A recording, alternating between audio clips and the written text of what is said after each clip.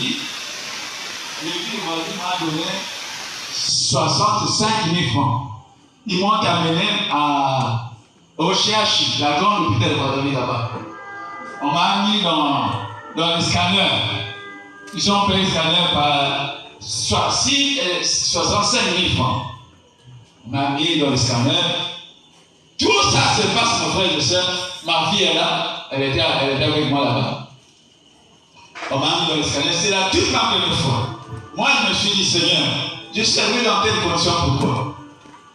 Alors, on m'a mis, il y a l'histoire là, c'est comme un cercueil. On m'a mis comme ça. Là, mis le courant. Je me fais entrer là-bas, mon frère. Pendant que j'étais là, dans le scanner, je priais toujours. Je priais toujours au Seigneur. Seigneur, qu'est-ce qui se passe, Seigneur? Après, on m'a fait sortir. Le docteur est venu, il a dit, non, ça c'est l'AVC. Mon frère, ma femme était là, elle était en train de pleurer pour moi. Je ne pouvais pas marcher. On m'a mis dans une histoire là pour me tirer comme ça.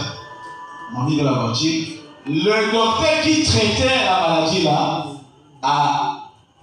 c'est une femme.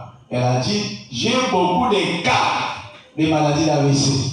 Pour lui, je vais lui traiter à partir du mois de juillet. Ok, moi j'ai attrapé cette maladie, c'était le 3 mai 2024. Je suis arrivé à ma ville, le docteur dit que non, pour revenir encore ici, pour qu'il puisse le traiter, il faut qu'il vienne ici au mois de juillet. Mais c'était au mois de mai. Le frère a dit, oh, quelqu'un est malade comme ça. Donc il faut attendre beaucoup de jours comme ça pour le traiter. Non, il faut traverser à Kinshasa. L'église m'a cotisé, m'a donné l'argent. Je suis parti à Kinshasa. Quand je suis venu à Kinshasa, Dieu a fait grâce. Le fils de mon petit frère est venu. Il m'a dit, ma belle-mère avait cette maladie que vous avez. Mais elle a été traitée par un médecin. Mais maintenant, elle est guérie. Donc, on va terminer là-bas. Oh, l'hôpital, là, c'est dans les quartiers où vivait ma famille.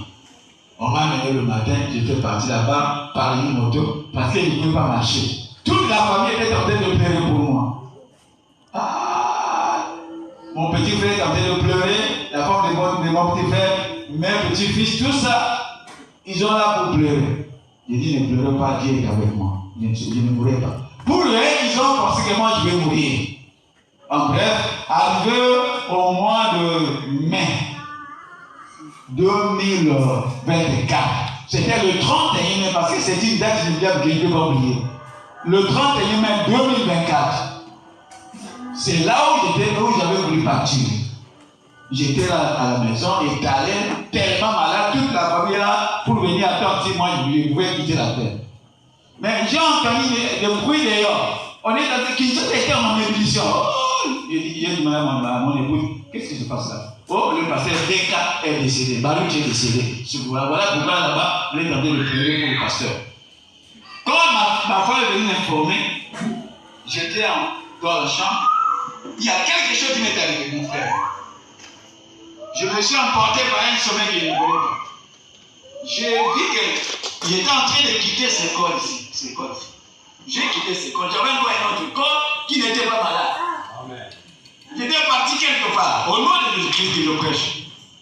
J'étais parti quelque part.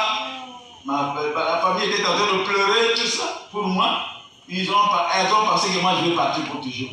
J'étais parti quelque part. Je suis arrivé, je n'ai pas vu quelqu'un.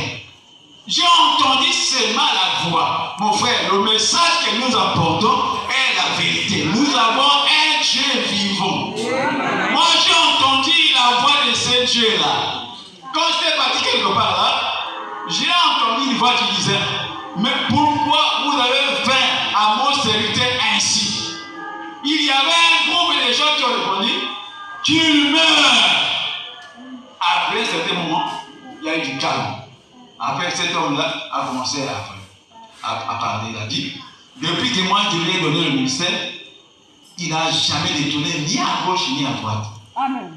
Il n'a jamais tombé avec une femme. D'ailleurs, ma parole est dans son cœur là. Il est intègre par ma parole. Il ne mourra pas.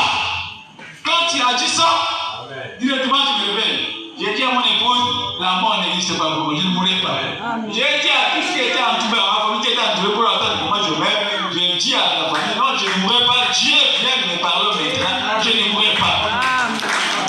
Quand j'ai pris le chemin d'aller à l'hôpital, je commence à jeter le pied moi-même, le bras commence à faire le mouvement.